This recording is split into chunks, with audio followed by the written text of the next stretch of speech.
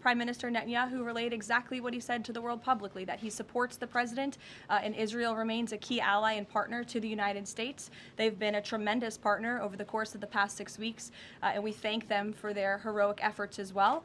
The president had that conversation last night, and that was relayed to the world publicly as well.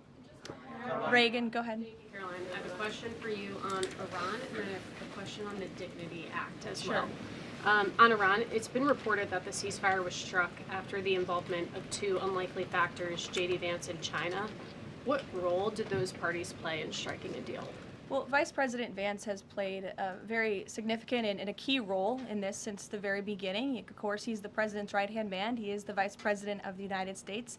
He's been involved in all of these discussions, and as I just announced, he'll be leading this new phase of negotiations in Islamabad later this week. With respect to China, there were conversations that took place between top levels of our government and China's government. The president has great respect for President Xi and a great working relationship with him and with that country, and he looks forward to visiting China in just a few weeks. And on the Dignity Act, it's getting a fresh push through Congress. It would give some illegal immigrants in the country a path to citizenship. What's the White House's position on this legislation, and would the president sign it if it made it to his desk? Honestly, Reagan, I haven't spoken to the president about the legislation, but I will have that conversation, and we'll get you our formal position on it as soon as we can. You're welcome. Go ahead. The president suggested in an interview this morning that he would support a joint U.S.-Iranian venture to charge tolls for ships going through the strait. Does the president believe that the U.S. should earn revenue from the Strait of Hormuz going forward? It's an idea the president has floated, as you know, and it's something that will continue to be discussed over the course of the next 2 weeks. But the immediate priority of the president is the reopening of the strait without any limitations, whether in the form of tolls or otherwise. And on the highly enriched uranium, has Iran given the administration any indication that it would simply turn over the enriched uranium, or is this an expectation that the president has that he would have to send in ground troops in order to do that? This is on the top of the priority list for the president and his negotiating team as they head into this next round of discussions. And as I said in my opener, that is a red line that the president is not going to back away from, and he's committed to ensuring that takes place. We hope it will be through diplomacy. But have they given any indication that they would turn it over? They have. They have. Yes. Trevor. The latest news out of Iran is that the air defenses have been activated in several cities, including Isfahan, and that explosions have been heard in Isfahan. Who is bombing Iran right now? Were those reports just as of a few minutes ago? Yeah. Okay, so obviously I'll have to go back and check with the national security team. I'm standing out here with all of you, but I will do that and we will get you an answer, okay? And then just on the civilization question that we've been talking about. And I would just add to that point, again, I haven't seen these reports. I'm not verifying them. Not that I don't trust you, Trevor, but I want to go back and check with the experts here at the White House. I would just say, and I would echo what the Vice President said this morning, this is a fragile truce. Ceasefires are fragile by nature. We've seen this with respect to the 12-day war with Iran and Israel last year. It takes time sometimes for these ceasefires to be fully effectuated. And one of the results of Operation Epic Fury was we completely dismantled Iran's command and control center, which makes it difficult for them to pass messages up and down the chain. And so we understand that. I would caution a little bit of patience, but of course we want to see the ceasefire effectuated and abided by all parties as quickly as possible. Thank you. And the American presidential administrations, going back to Ronald Reagan, have said this formulation about nuclear war, that a nuclear war cannot be won and must never be fought. Is that still the view of this administration, given the president's comments about civilization? I have no change in our view on that policy. Katie. Thanks, Caroline. I'm just, given the gravity of what he said yesterday, what was your understanding of what he meant when he said, this civilization is going to be eliminated?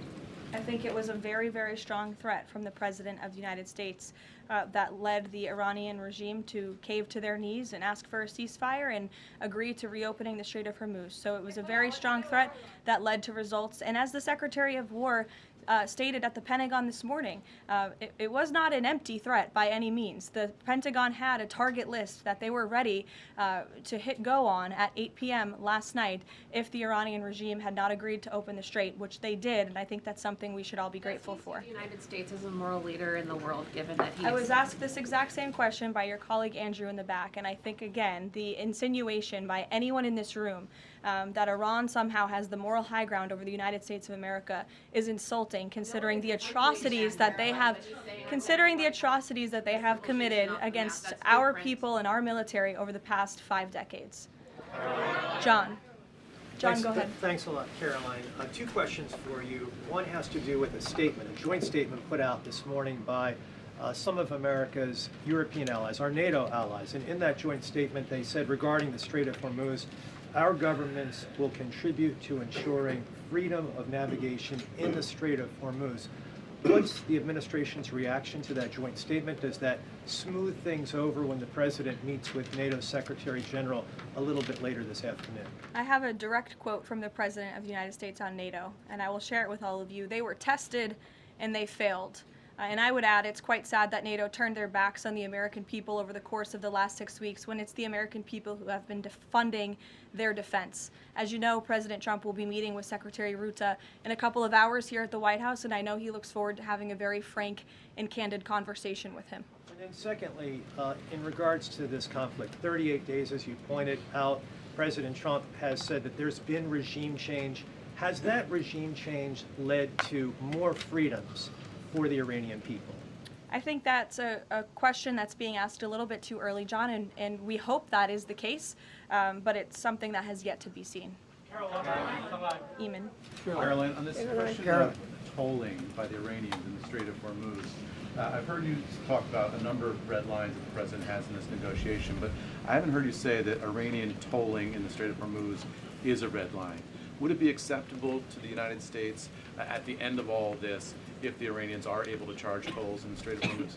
I think the president was very clear and simplistic in his language last night in his Truth Social post, where he said that this ceasefire is subject to the free, safe, and immediate reopening of the Strait of Hormuz. That's very plain language, and it should be taken at face value.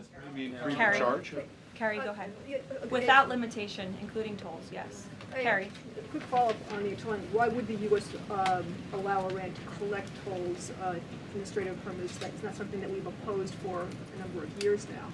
Again, that's not something we've said that we've definitively accepted. The joint venture is something that was proposed by the president, but he was very clear in his statement last night. He wants to see the strait reopened immediately without limitation, and that's something we're going to hold them to.